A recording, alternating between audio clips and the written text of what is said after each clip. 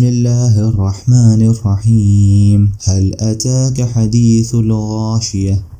وجوه يومئذ خاشعة عاملة ناصبة تصلى نارا حامية تسقى من عين آنية ليس لهم طعام إلا من ضريع لا يسمن ولا يغني من جوع. وجوه يومئذ ناعمة لسعيها راضية في جنة عالية لا تسمع فيها لاغية فيها عين جارية فيها سرر مرفوعة وأكواب موضوعة ونمارق مصفوفة وزرابي مبثوثة أفلا ينظرون إلى الإبل كيف خلقت وإلى السماء كيف رفعت وإلى الجبال كيف نصبت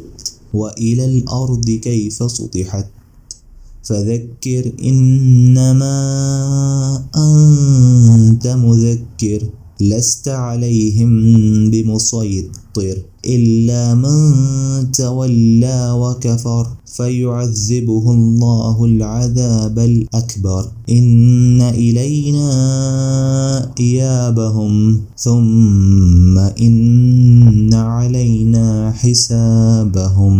صدق الله العظيم.